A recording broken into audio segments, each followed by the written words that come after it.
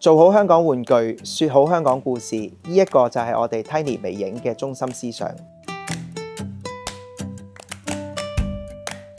咁我哋係嚟自香港嘅東方玩具有限公司，喺1998年咧喺香港成立㗎啦。本身咧我自己係一個車仔迷啦，咁啊由細到大咧都推車仔長大嘅。去到大學年代咧，喺一啲網上嘅拍賣平台啦，就買埋一啲自己收藏嘅車仔開始嘅。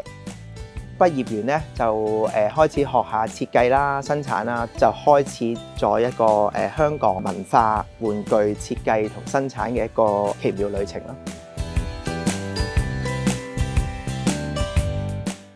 咁啊，去到2014年咧，就創立咗自己一個品牌，叫做 Tiny 微影，就專做香港嘅人車景模型玩具嘅設計，譬如消防局啊，或者一啲警察車啊，或者的士咧，譬如一啲小販檔又好，珍寶海鮮舫又好，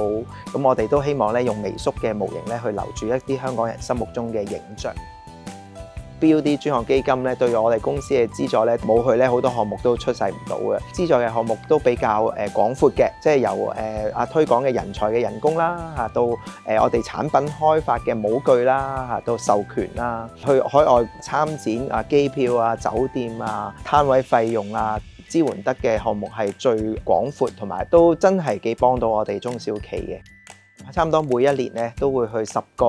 或者8個嘅海外展會啦，上海啦、北京啦、廣州、深圳、新加坡、馬來西亞同埋印尼啊，同埋 even 日本咧嘅招商展，我哋都有用 BUD 基金嘅資助咧去參加。咁喺唔同嘅展會咧都有唔同嘅收穫嘅，譬如一啲合作嘅夥伴啦，譬如一啲授權商啦，都經過呢啲展會嚟認識我哋，從而咧就推出當地咧有特色嘅產品同埋玩具。